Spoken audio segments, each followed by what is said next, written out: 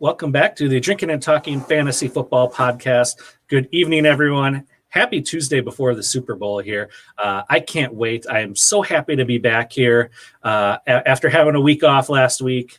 I missed doing the podcast, believe it or not. I missed chatting with my co-host, Jacob. So hello, Jake. How are you doing?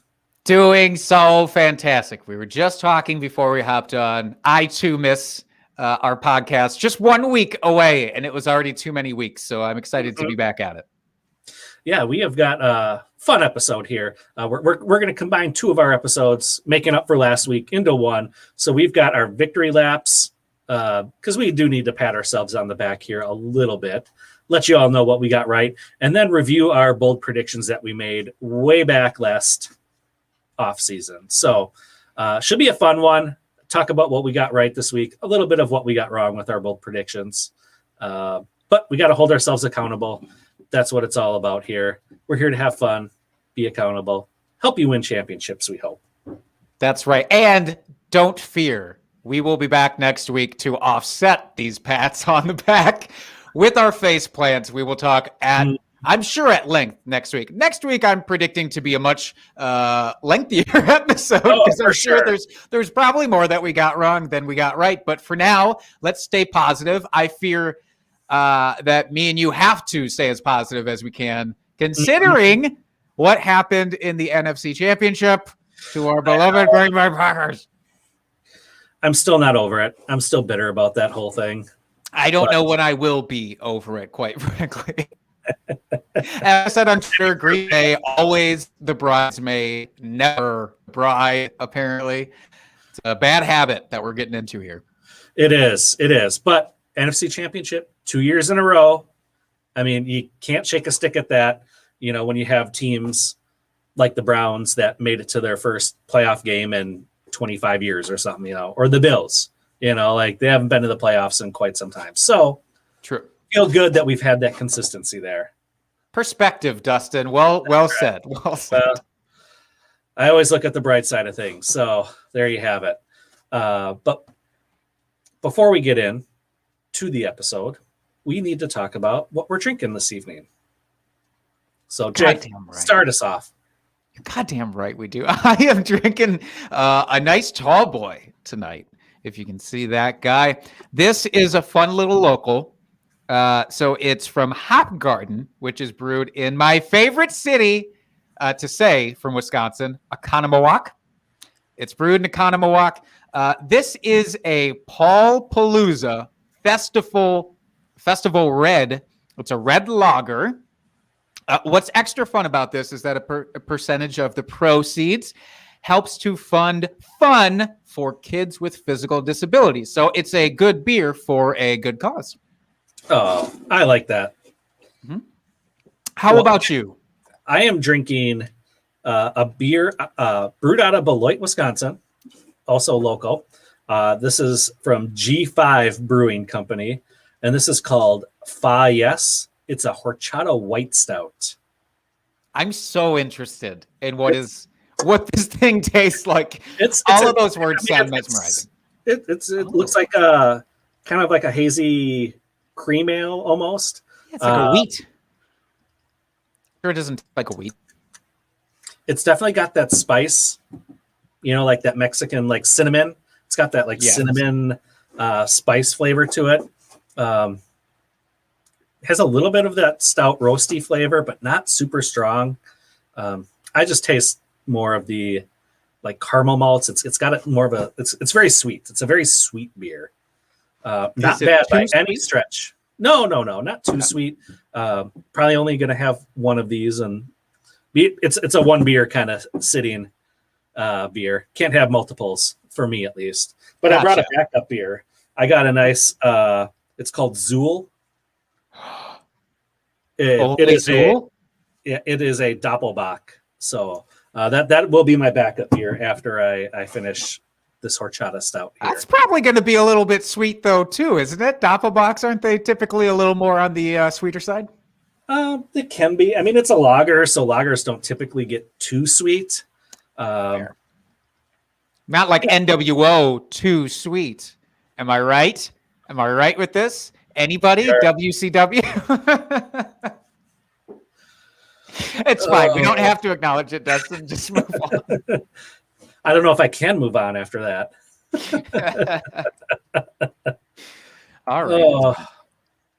So I didn't really look over the show sheet before we got going here, but do we have a drunk trade, Jake, this week? No drunk We just trades gonna this skip it? week. I feel because we're already supersizing this episode, we're going to take a quick week break off of the drunk trades. They'll be back in full force for next week. In fact, I'm going to start curating some additional recent drunk trades because I want off-season drunk trades now, Absolutely. opposed to in-season drunk trades. Yeah, for sure. It'd be interesting to hear what some of these trades people are making here as we're predicting what's going to happen with free agency or the draft or these big blockbuster trades burying the lead, with Stafford getting traded to the Rams for Jared Goff and a bunch of picks. Can we talk about this? Can we talk about this for a second? Because it's our show. We can do whatever we want. here's what I want to gauge you on here, Dustin, for this trade. So I was flummoxed by this trade. I'll just say it. And I very rarely use that word, but I was flummoxed by this trade. And then obviously once all the compensation started coming in and the bigger picture started expanding, it made a little more sense to me because essentially what happened. So Matthew Stafford gets traded to the Rams. In exchange, the Lions have to take on Goff's massive contract, which I think was a big part of this. But they also sent away 2 first-round picks and a third-round pick.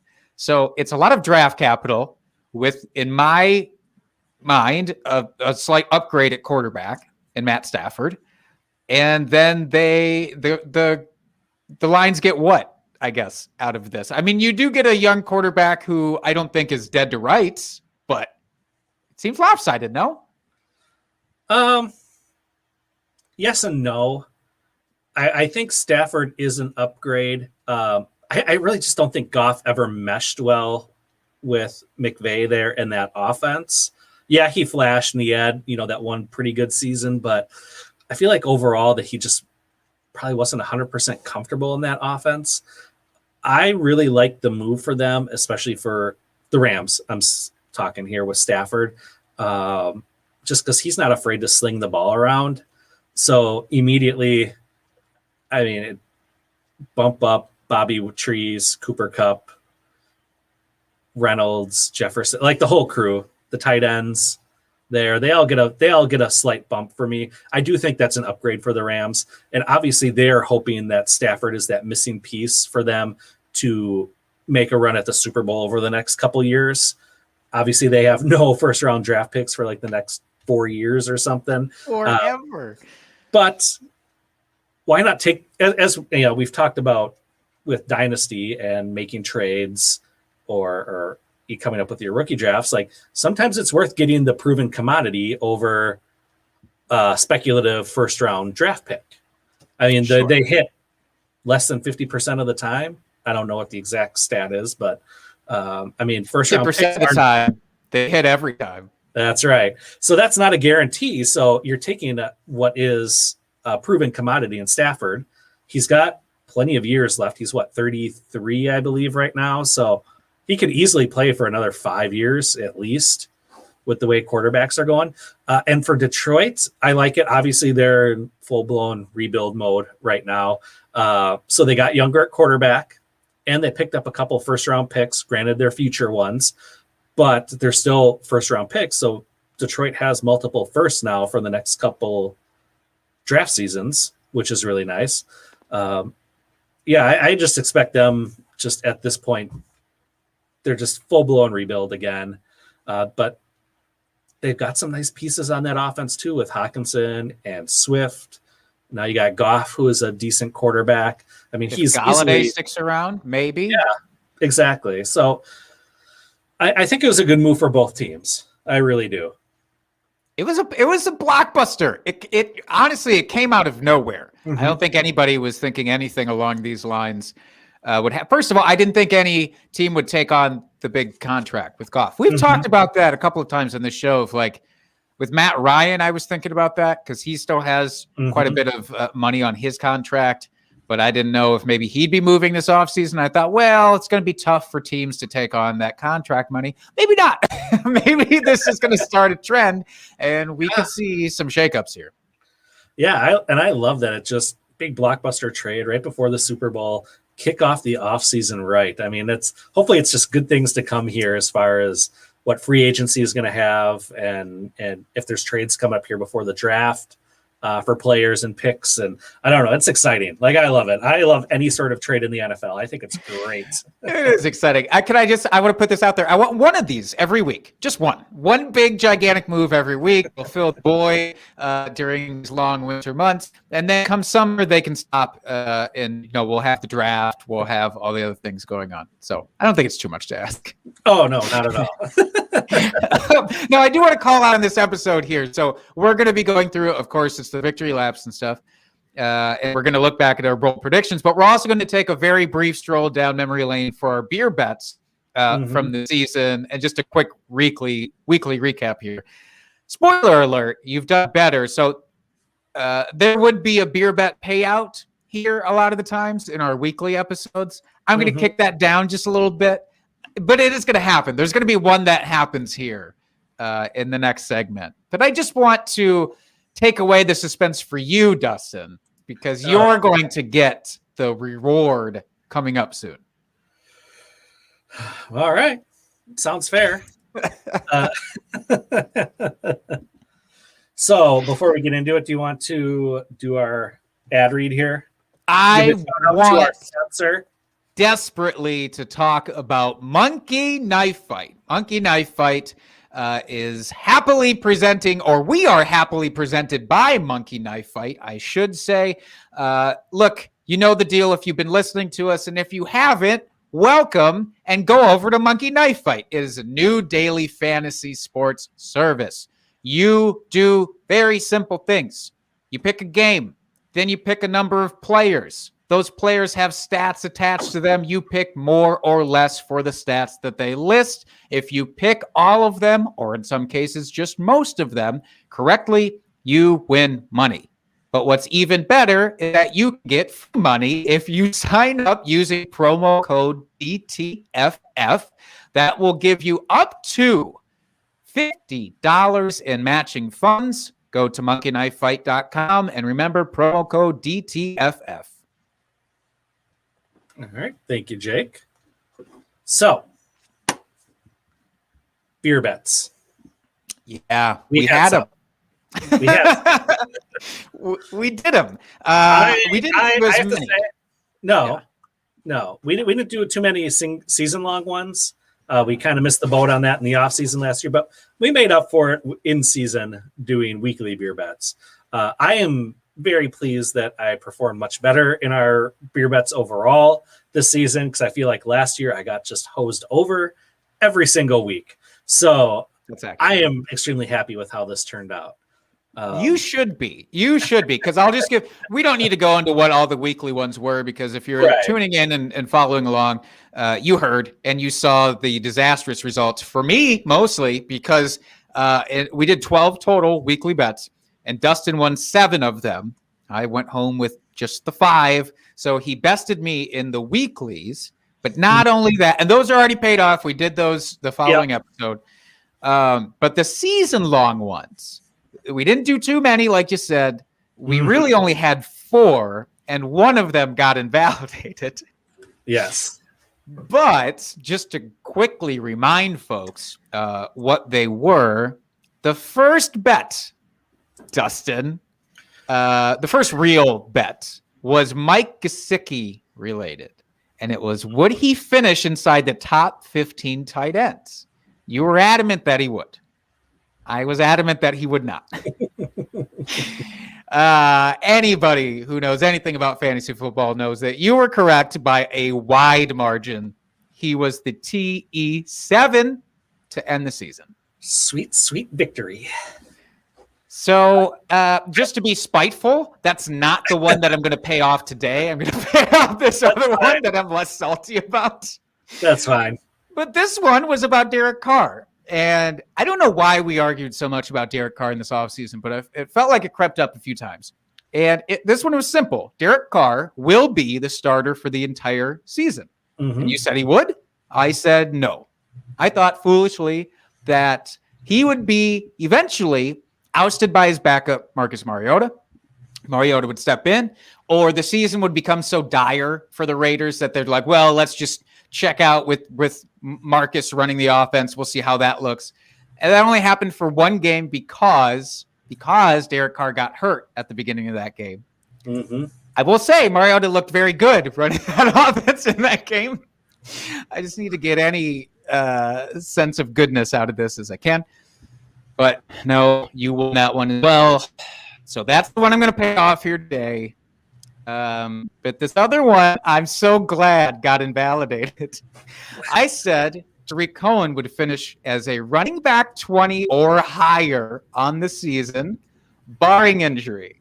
Well, luckily, he got injured for my sake. Not luckily for him, of course. I'm not wishing injury on people.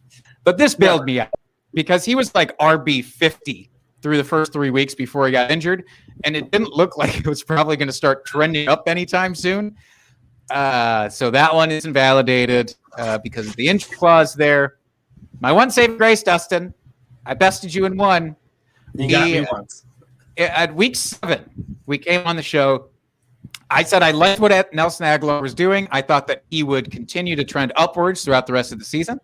At that point, he was the wide receiver 47. And I said, well, he'll finish at least there or higher at the end of the season.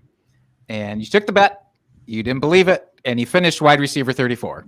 So yeah, boom, yeah. I did not think he would continue, but hey, he somehow learned how to go from T-Rex to human being and have his arms out so he could catch a ball.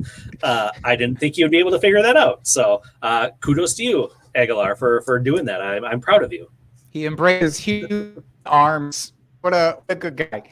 Now, with these, okay, we should get this Band-Aid ripped off quickly, too. Last offseason, when we were paying off these beer bets, but the agreement was you have to do a terrible, terrible garbage beer, and you have to chug it. Okay, and so that's where all the Steel Reserves came in. I think we can both agree we never want Steel Reserves touching our mouths again. Oh, never, ever.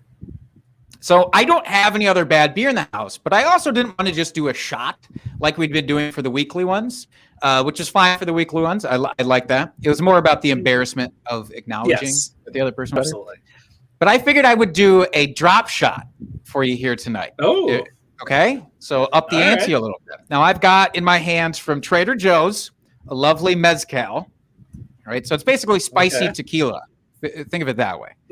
And I'm going to drop it into this AHA sparkling orange and grapefruit. It's basically the only mixer that I have in the house. Is this fair for you to do a drop shot of this? Sure, I'll accept it. Right. I already started pouring, so it's really not up to you anymore. This is what it's going to be. All right, as I pour my tequila or my mezcal, basically tequila, into this lovely mustache shot glass. Dustin, you are a genius, fantasy football prognosticator, just / all around good dude. So this one's to you, bud. Thank you.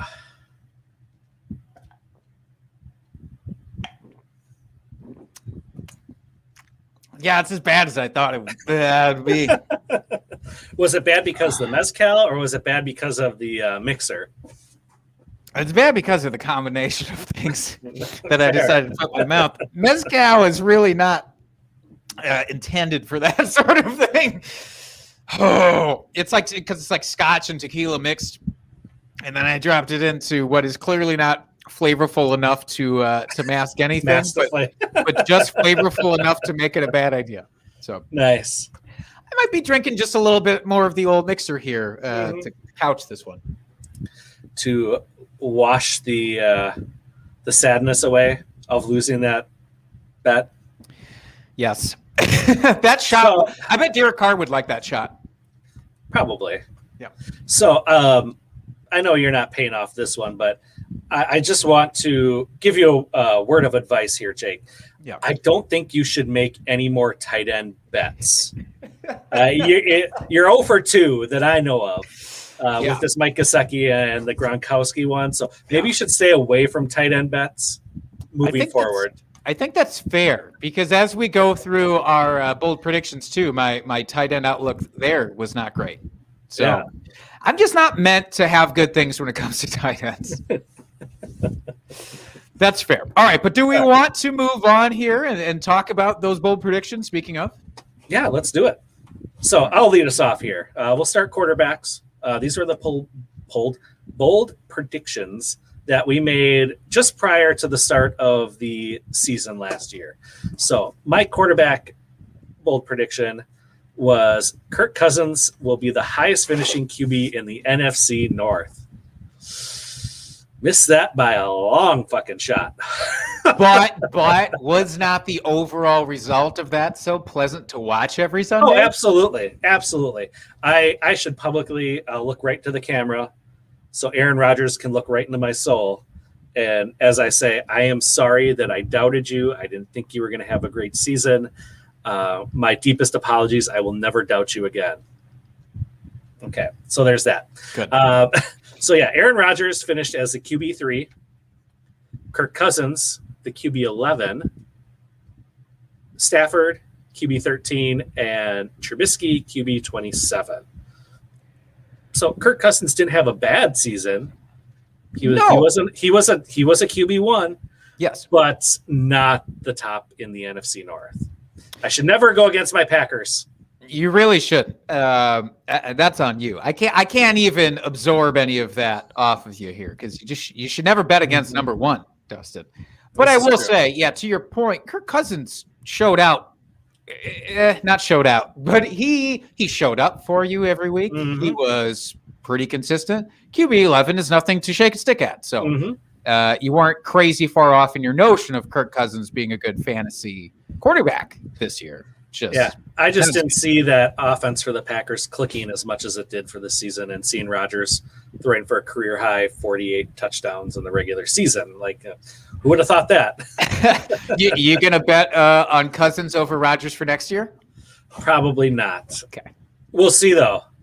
We'll have to tune in later in the offseason when we come back to our bold predictions again. You lying son of a bitch. You know what's going to happen. My bold prediction for quarterback was all about the rushing quarterbacks. I wanted Lamar Jackson, Kyler Murray, and Josh Allen to collectively rush for 2,500 yards or more and 25 rushing touchdowns or more. I will say this one was close. It really was.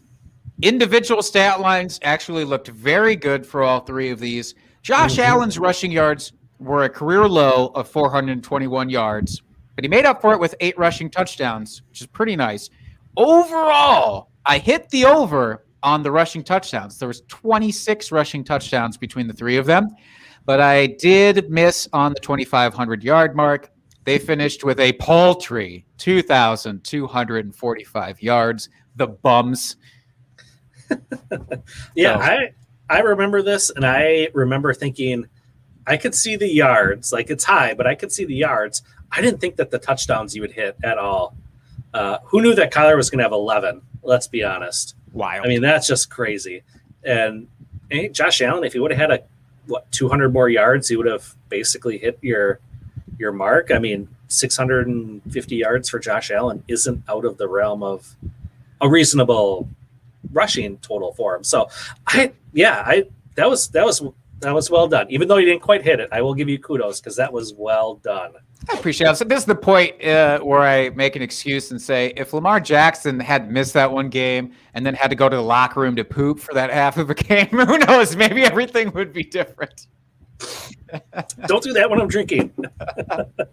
I'm sorry. Now, running backs. You want to talk running backs here? Yeah, let's do it. So my running back bold prediction here was Mark Ingram and J.K. Dobbins will both finish as top 24 running backs. Unfortunately, I hit on one, not the other, and not by a fucking long shot here. So Dobbins finished as the RB24. Definitely came on late in the season, which was nice to see. Mark Ingram, for whatever reason, he was a healthy scratch to end the season. So he finished as the RB77. can't say I saw that coming at all with Ingram. No. We're going to talk about next week, Mark Ingram, a bunch, because you know who's all over him? Fucking this guy. If anything, I would have thought maybe these would be reversed, just because I honestly thought that Ingram would be like the workhorse role for this first year, and then Dobbins would be coming in, kind of swooping in at the end. Right. And that's just exactly what happened. Exactly. I thought the same thing. We thought so wrong. I also thought wrong in my running back bold prediction, which a common thread I think we're going to talk about today, even as we get into our victory laps. A little bit has to do with the fact that the pandemic did not affect the season the way that certainly I thought it would. I thought not at all. Shortened off season, a bunch of rookies coming in. Games could be halted, postponed, canceled at any time. I honestly thought we'd be lucky to get 6 games out of this entire damn season. So samesies right here. Quite frankly, all of this is just kind of done with that in mind. I said, though, based off that 80 different running backs would have an RB1 week, meaning they would finish inside the top 12 for a week at least. Sounds crazy, but in 2019, that was the case for 58 different running backs. They finished in the top 12 at least 1 week. So I thought law of transposition, or whatever the hell that math thing is. I don't even think that's a word, honestly. So I failed math and English in one sentence. But I thought 80 seems like a reasonable jump, like it could be attainable. And it wasn't. But I was not crazy far off. There were 70 different running backs that did that this year, 70 different RB1s this year for at least a week. So there was definitely an uptick, but not to the extent that I thought there would be. Yeah, I thought you were fucking crazy when you said 80 plus. I was like, there's no fucking way you're even going to be close on that one. But hell of a lot closer than I thought. So close-ish. Not bad. Not bad. Yeah.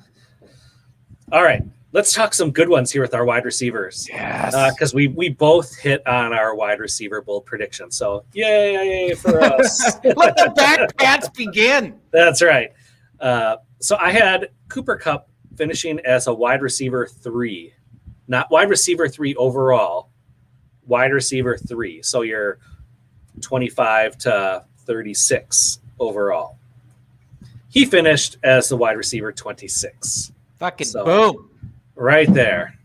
Not much more to say about it. Right between the eyes with that one. That was just a good call out. And I remember, so I did do my research here, Dustin. I went back and listened to these episodes where we talked about this because I wanted to know our rationale, and I forget shit easily. So I was curious, and most of the things that you said on that episode were pretty true. It's just offensive regression in general, which was true. For fantasy purposes, let me say, not for real life. Obviously, they made it very far into the postseason to get crushed by Green Bay. But, that regression and the focal points of the tight ends coming into play where they're using more tight ends, that bore out this year too.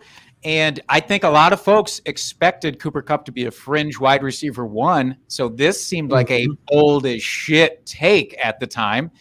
And didn't turn out to be. He got bested, by the way, quite easily by Robert Woods, who we're going to talk about a little bit later. So just want to call that out. But my wide receiver bold prediction, since we're on the good vibes train, I said Davante Adams would outscore all other Packers receivers combined for fantasy points.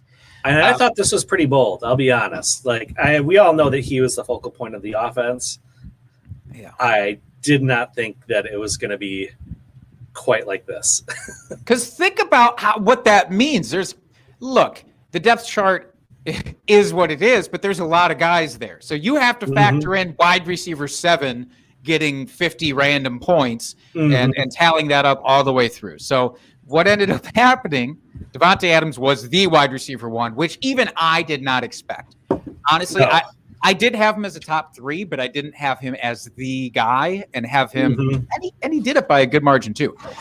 But he ended up 358.4 fantasy points.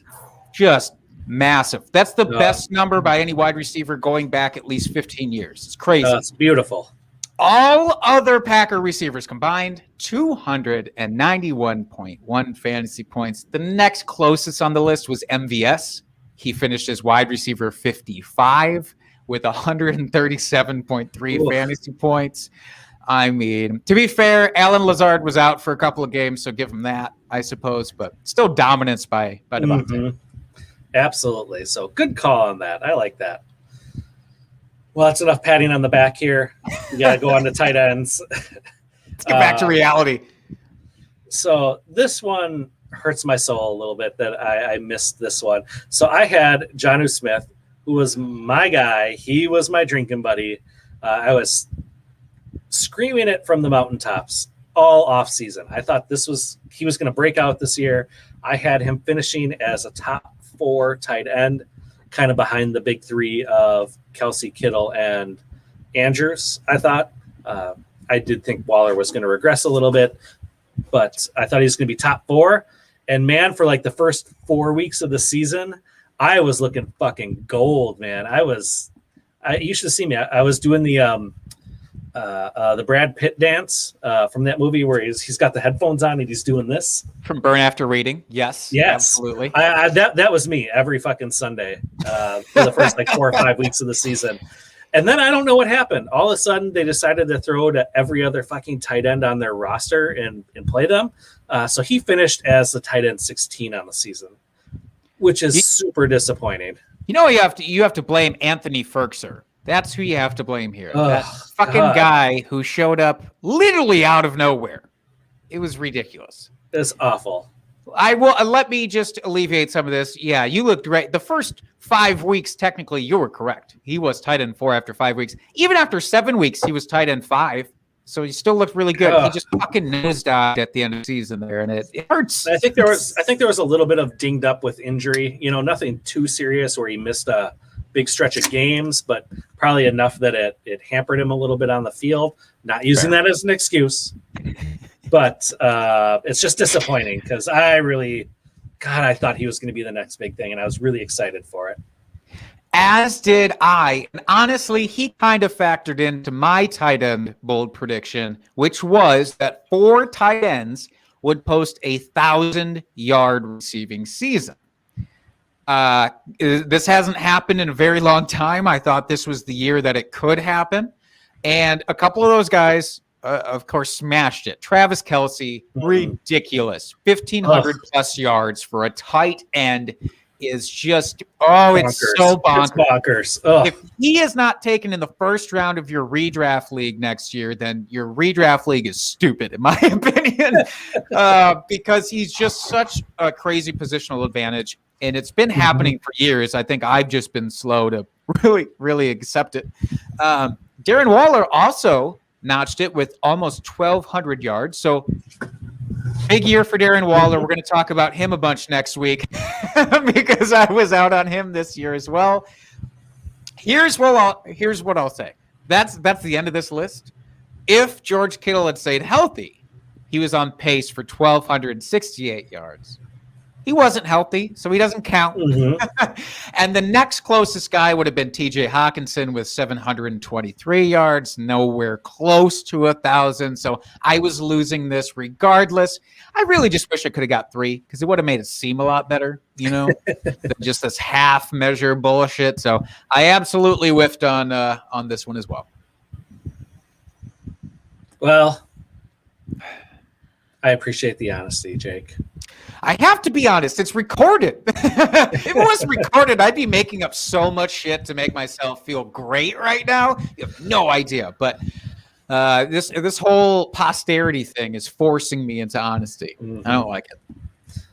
Well, the worst of it's over. We ripped off the Band-Aid. We got the bad part over with. Now we can bask in the glory of the things we got correct. Victory laps. Yes. I wish this list was a lot longer than it is for me. Because my face plans for next week is ridiculous how many I whiffed on. But I don't have to worry about that till next week. That's right. So, so this is our victory laps here. This is where we're going to pat ourselves on the back. Hopefully not, hurt our elbows or throw out our shoulder or anything too hard here. But this is all from what we said we thought were going to be sleepers for the season, busts, red flags, and of course our drinking buddies. So Jake, why don't you start us off here with your first victory lap you'd like to take? Let's do it. This one's going to be brisk because the longevity of this victory lap, it didn't last very long, but while it did, it was amazing. I was a big fan of Ryan Fitzpatrick this year as a sleeper candidate. So we talked about him on our Sleepers and Bust episode. His ADP was criminal. Quarterback 31. He was undrafted. Even in super flex leagues, this guy probably wasn't finding any space on the bench. The year previously, he had finished as like quarterback 3 on a points per game basis or something incredible for the games that he played. And that's what he always, not always, but in recent past, that's what he does. And so I was like, well, take a flyer on him. I didn't believe that Miami was going to entrust Tua at least right away to take over that offense. Whether due to injury or again the abbreviated offseason with the pandemic, I thought that Fitz would get a shot. I actually thought he'd start basically the first half of games. He ended up starting the first 6. And in that episode, I said that he will be a quarterback 1. He may be a frustrating quarterback 1, but he will be a quarterback 1. And he finished his first 6 game as the quarterback 8. So he absolutely achieved that. His only other start, which came in week 12, he was also the quarterback 8. Meaning, if you started Ryan Fitzpatrick on the games that he was deemed to be the starting quarterback, you were very, very happy, and you had to spend literally nothing to get this guy on your roster. So that one feels good, not just for me, but because I like Fitzmagic as a dude, so it's always nice to see good dudes do good things. Yeah, and how do you not like the Fitzmagic, man? I mean, come on, you gotta love it. All right, so I'm gonna call this a victory lap here, or a victory for me as a sleeper. I thought he was going to finish much higher than he did, but I had Matt Ryan as a sleeper. It was his year to finish in the top 5, since it was his even year. But he did finish as a QB1, so I'm going to take that as a victory because he did finish as a QB1. Finished the season with 280 points. Oddly, though, was 16th overall in points per game for the season. So he had some boom weeks for you. Definitely won you some weeks as he finished as the QB12. But I'm going to take it as a sleeper because I think people were not expecting him to do as well as this going into the season. I agree. I was expecting him to do well. I was expecting him to do more well, which is why I don't get to bring him up on this episode. But as quarterback 1, yeah, I think you just have to be pleased with the fact that you get a guy that you didn't have to worry about most weeks. I think there was maybe 1 week where he really busted for you, and it made people nervous. But in general, just as a plug and play, it's like we talked about earlier with Kirk Cousins. He was basically more of a Kirk Cousins with slightly higher, upside on week to week. But again, he was a quarterback 1, and he was kind of being treated. He was being treated poorly. I'm going to say it in this offseason. I mean, yeah, it wasn't sexy, and Julio missed some time, and it seemed like the rest of the time he was actually in, he was more of a decoy than an actual threat for the offense. Hayden Hurst, it was his first year in that offense. Took some time for him to get more acclimated, involved. Todd Gurley didn't do anything. I thought he would be much more involved in the passing game, at least, than he was. And it just remains to be seen now. They got a whole new offensive scheme coming in here, I'm assuming, with the new head coach and offensive coordinator. So, yeah, we'll see what happens there in Hotlanta.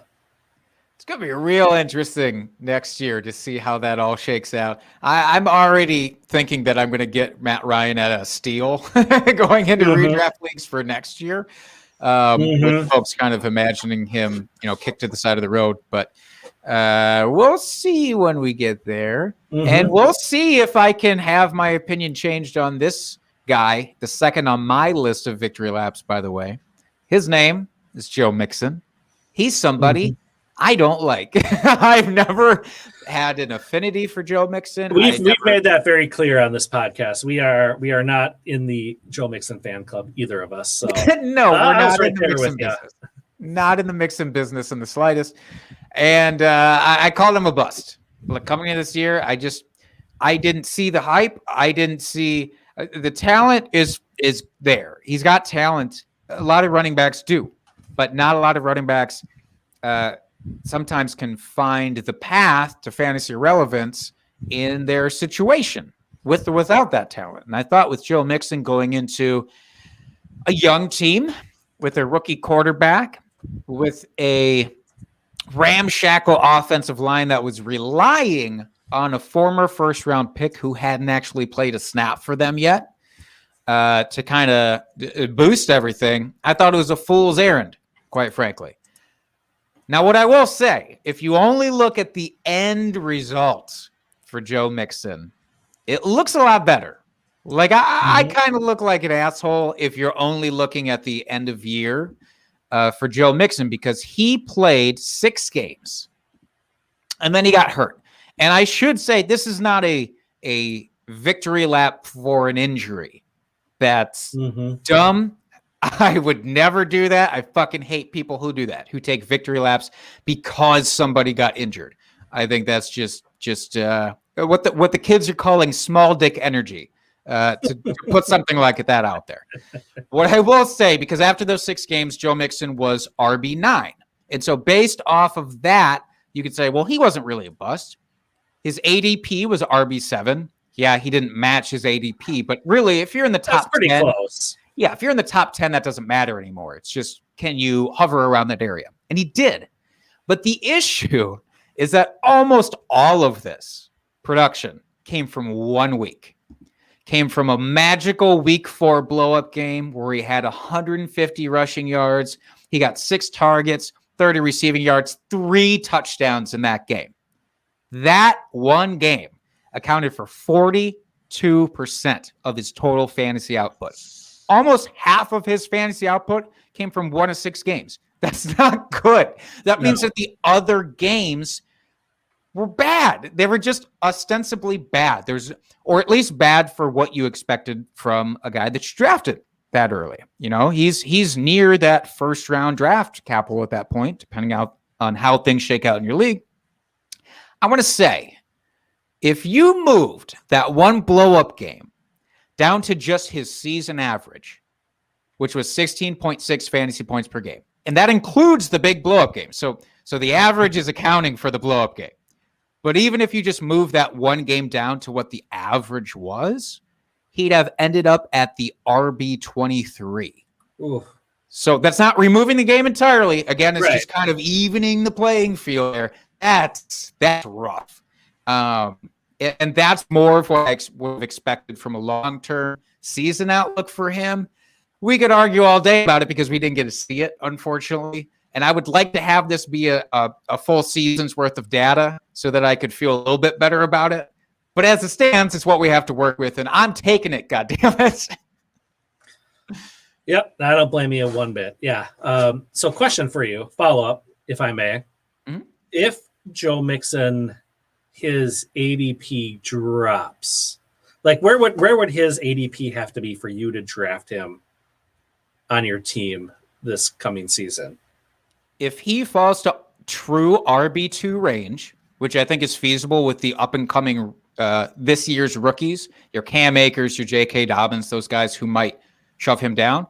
If he's a true RB2, I have no issue taking him. But that's what he is, and that's what I've always thought he is. As soon as he gets to, like, let's say RB16, that's where my draft finger probably starts hovering over that button. Okay. Yeah, I was thinking probably around 15, right around there. I guess it kind of depends on how I drafted earlier in the draft, and because he does have that upside where he could be an RB1. I just personally don't believe it. But yeah, it's definitely there. So I just a quick little temperature check on Joe Mixon there. Right on. All right. So my next one, Phillip Rivers, congratulations on an amazing career, sir. As he is now retired, I hate to speak ill of someone that is no longer in the league, but I had him as a red flag. I didn't think he was going to produce just because he was behind a better offensive line with Indianapolis this season. And you know what? He didn't. He kind of blew up towards the end of the season when their schedule got a little bit better. But overall, he finished as the QB 20 on the season and 28th in points per game with 15. And he didn't miss any time. So he was not good. If you drafted him, I'm sorry, because he didn't put up the numbers like we're used to seeing. He was always that fringe QB1 in that maybe 11 to like 13 range pretty much every week or every year for like the last like 6 years. He was that right there. So he's super consistent. Great deal late in the draft to pick him up as like your second quarterback, maybe somebody you could throw in for a bye week or if you need to. But yeah, this year the bottom just fell out with him.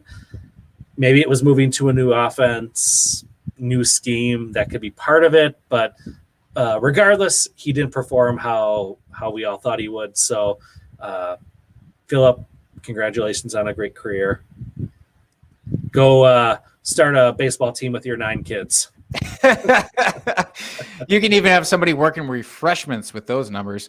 I will say, to be clear, he finished exactly how you thought he would finish the year, just not how the consensus thought that he would finish the year. I think it's important to call that out for you, Dustin, because again, listening to these episodes, I wasn't as quick to write him off for the season as you were, only because I thought, well, he's going to that great offensive line. You know, if they give him time, maybe his arm still has the strength to get it downfield, and that'll be the salve for a lot of his issues from the year prior. And boy, was I wrong about that. To be fair, their O-line was not so great. Wasn't as dominant. Yeah, it wasn't as dominant as maybe the last couple seasons. But still, pretty rough stuff. So well done, and perfect time for retirement, Phil. Enjoy it. Exactly. Now, my next guy on the list is also from our Red Flags episode, somebody that I was avoiding entirely. And it wasn't because of talent. It was purely because of situation. This was Cam Akers, rookie running back for the Rams. I was concerned about the running back by committee that Sean McVay seemed very adamant about all offseason. Every blurb that you read was him calling out Darrell Henderson and praising his talent and saying that he was committed to a committee. And that doesn't bode well. You don't hear that from coaches. If anything, you hear the opposite. You hear them say, we love this guy. We're going to go all in on this guy. And maybe that pans out and maybe it doesn't. But you almost never hear him like, yep, we're just going to get everybody together in a bucket, and whoever is good that day, we're going to toss him out there. And that was the vibe that he was giving off. And to be fair, that wasn't even actually true, because Darrell Henderson ended up just leading that backfield for the majority of the season. For the first really 11 weeks, it was the Darrell Henderson show, and he looked pretty good doing it. There was no reason to be like, oh, what the hell is Sean McVay thinking with Darrell Henderson out there? It wasn't one of those situations, like, why are the Bears still trotting out Jimmy Graham? It wasn't something like that. Now, his ADP was running back 26. He ended up finishing the season at RB 45. For redraft, that's a killer. What's even more of a killer for redraft is when you don't get to start a guy for 11 weeks. Through week 11, he had a total of 201 rushing yards, 3 total targets for 27 yards, and a single receiving touchdown. So isn't that nice? That is not nice. That's the opposite of nice. 11 games. If you spend a draft pick on this guy, there's no way you held on to him for 11 weeks. You probably didn't hold on to him for 4 at that point. You shouldn't have. Yeah, and if you did, you were just clogging up your bench, and then you didn't get James Robinson because of that, something like that. So it's just It's when we talk about rookies that are going to bust or that we don't like, it's normally not because we don't like their talent. I mean, maybe sometimes it is, but normally it's just like their situation sucks and you don't want to be invested in them for the first sucky period of the season. I concur. I will say, though, he is someone that I will probably try to invest in more in this offseason. Hopefully, I know he had a good end of the season run for the most part, but hopefully I can use these stats to show how poor he was and try to get him on my team, because I do think he is the real deal. And that backfield will always be a committee backfield. There's not going to be a 3-down back workhorse in that with McVay. I just don't ever see that because he likes so many different packages and different ways to use his players. But I do think he can be the bulk carrier in that offense as far as the running back. So I will try to get him on a rebound this season because I do think he will produce much better.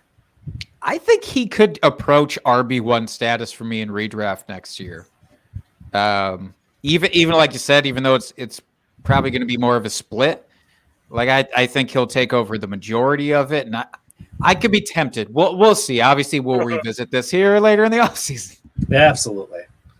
All right. So my next one here, which I have this one gives me worms and fuzzies. Let's be honest. It really does. Because there was so much hate and discontent around this take of mine. This was another red flag of mine. Tyler Higbee. He finished as the tight end 17. Do you know where he was being drafted? So goddamn high. He was being drafted as the tight end 9 last offseason. So did not return on that whatsoever. And he was 22nd in points per game with 8.5. Not even double digits for you. That was just killer. And I warned everyone. I said, you know what? It's going to be more of a split. I'm like, Gerald Everett's still there. It's going to be a split. And let's be honest, that whole offense kind of took a little bit of a step back this year. But Gerald Everett was super involved last year before he got hurt in 2019.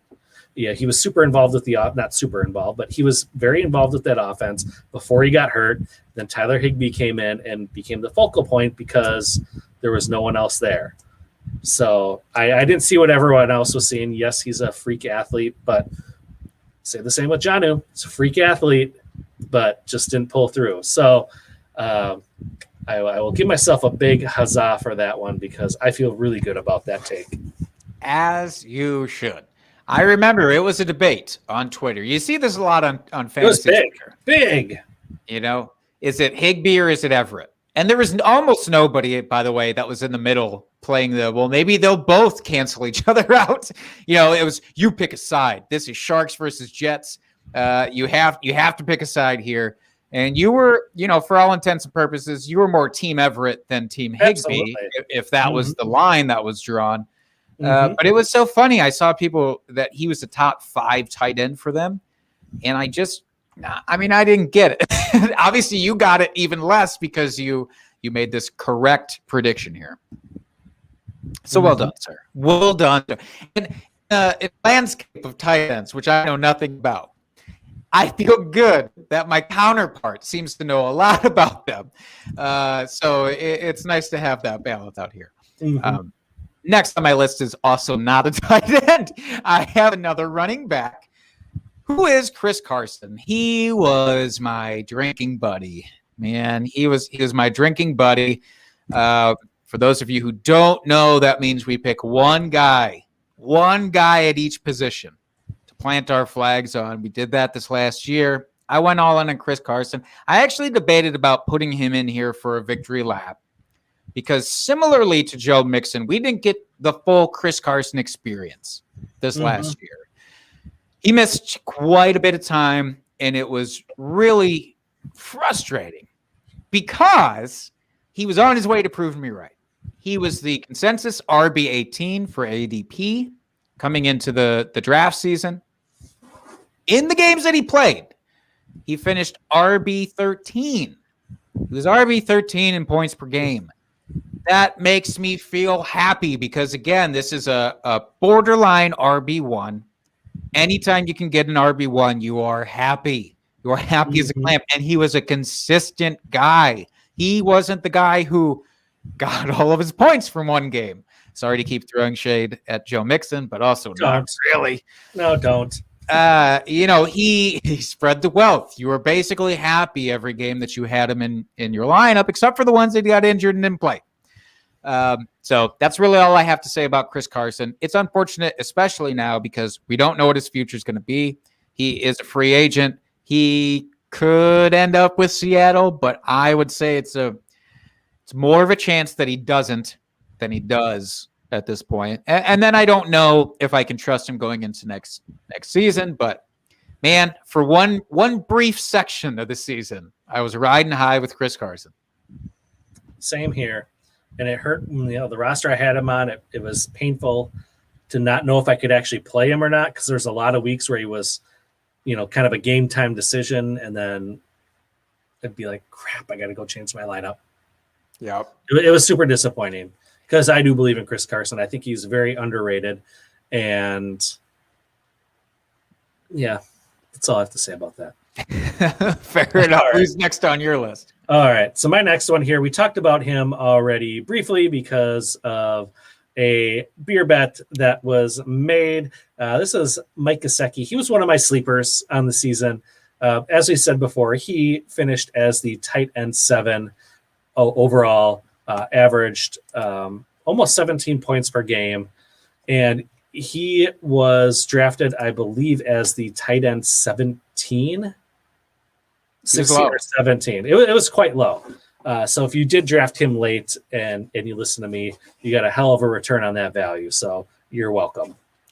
Here's the point where I say this is why I didn't want to pay off the bet today, because I knew we were going to have to talk about him twice. It was already too much of a salt in the wound situation. So that's why you're going to have to wait on that beer bet payout. The one thing that I'm genuinely curious about with you as the resident Gesicki truther here, rightfully so. Does it worry you, his boom bust situation? I mean, there were definitely games where if you started him, you probably came close to winning your league or winning your week based off of his performance alone. Mm-hmm. There were definitely a lot of quiet games for him, though, too. Is that because of the quarterback scramble? Is that because of something else? Do you trust him going forward, I guess? I do trust him. I know Adam Shaheen got in there a couple weeks and had, for whatever reason, was the focal point of the tight ends instead of Gesicki. I don't know what that was about, but yeah, I see him solidified as a good tight end 1 next season. I think part of it could have been because of the quarterback carousel that was going on and still could be going on. Let's be honest. If Watson ends up there, landing gear up and take flight, because he loves his tight ends. Landing gear up in my pants if that happens. Jeez. But he's going into his 4th year this next season, so he's kind of coming into his own now. I think if you don't want to spend up for your tight end and you're just looking for someone that can finish as a top 10 tight end, take Gesicki. I think he'll be more consistent this next season than he was this year. Fair. I like it. Well, look, I wanted to close out my list on the highest of high notes. And the only way that I can do that is with Bobby Woods. B-dubs. I think we were both super high on Robert Woods coming into this year. I just happened to select him as my other drinking buddy. That's right. I went all in on the savior, Robert Woods, at my wide receiver drinking buddy. And God damn it, it may not have been as sexy as I wanted it to be, because, I wanted him to come stomping out every single game, but it still looked pretty damn good. His ADP was wide receiver 19. He finished the season at wide receiver 13. All the more impressive, again, when we reflect that Cooper Kupp finished as wide receiver 26. So it was the Robert Woods show to a certain extent. And it didn't come in waves. it came just with consistency, and they utilized him differently. He got some rushing attempts. Basically, every game you saw him get some rushing attempts too. Occasionally, he would break one for you, which was always nice, and maybe get a touchdown off of some random, rushing attempts. But he only had Dustin.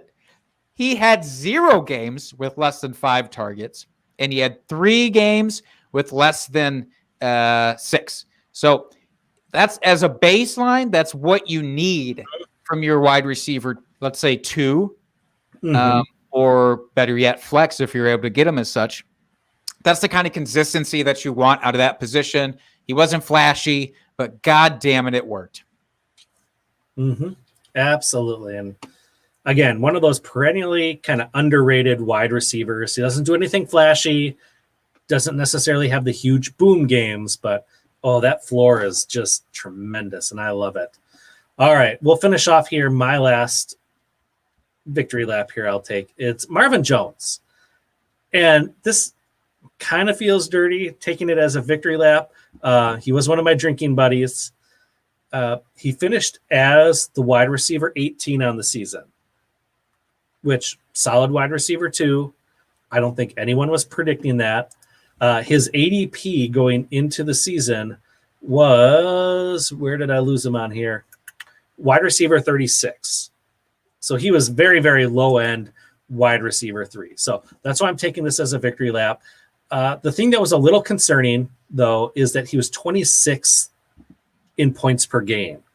So he was definitely boom bust for you this season. We saw as the season kind of progressed and it got later on, he got more consistent towards the end of the season. Early on, though, with Golladay kind of in and out a little bit, and then Galladay's mysterious injury for the rest of the season, that offense as a whole just kind of struggled. Towards the end, they kind of got it together a little bit with Swift getting much more involved, Hawkinson doing his thing. Marvin Jones finally got a little bit more consistent. So it was a little boom bust for him this season, but the fact that he outproduced his ADP by almost half, or you could say it's exactly half if I could do math quicker. I will take that as a victory because you did return great value for him if you drafted him that late. And I just want to say, if you draft Marvin Jones, you're in for some boom bust times. You have to accept that comes with the territory. You can't ask him to do something outside of what he's done for the last few years. And you just got to take it. You got to accept it. And that overall finish, though, is fucking amazing. I still have an aversion to all things Marvin Jones after as you should bet that we had a couple of years back. But if you want the full story on that, go listen to, I don't know, all of our episodes, I guess, from a year ago. But no, I really, I don't know that a ton of people were touting Marvin Jones, certainly not to the extent you were. So good on you. All right. So that finishes up our episode here, since that's the end of our show sheet. One quick last question for you, Jake. Yeah. Who wins the Super Bowl? Fucking nobody. Nobody wins by watching it. I'll tell you that. It's the Super Bowl, and I'll try and not be so salty. I am not that interested. Get the storylines: Mahomes versus Brady, the GOAT versus the potential next GOAT. I just don't care because my Packers are eliminated, and I'm a pouty bitch about it. Chiefs, I guess. What score do you think it'll be? Oh God! Every time I predict a shootout, it ends up being the exact opposite. So I'm gonna go low with this. Let's say it's a defensive game. I'm gonna say that it is 20-17 Chiefs. Nice. I think the Chiefs will pull it out, or that's at least who I'm rooting for.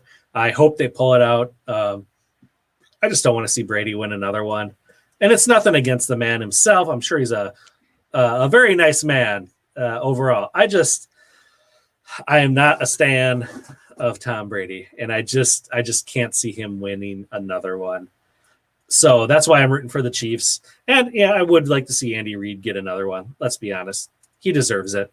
So I'm going to say 28-24 Chiefs. I like that neither of us are going with the crazy 50 to 45 kind of bullshit. I think it's going to be strangely defensive. I don't know why. I just have a feeling. And now you know, because we both were so effusive about picking the Chiefs, that Brady's going to get his other ring, and then we're never going to hear the end of it. And I'm going to want to go lock myself into a closet for the offseason. All right. Well, that will do it, folks, for this week. Thank you for tuning in. Jake, why don't you tell folks where they can find you? You can find me at Jake Trowbridge on Twitter. Yes, and you can find the podcast at Drinking Fantasy on Twitter. Our DMs are always open if you have any off-season questions for your dynasty team or redraft. We're always here for you. We're happy to help. We love giving out advice. Please, please, please go to Apple Podcasts. Give us a rate and review. We do appreciate it. And you can find me at FF Dusty Dog. And until next week, folks, keep drinking and talking fantasy football. Cheers, FFers.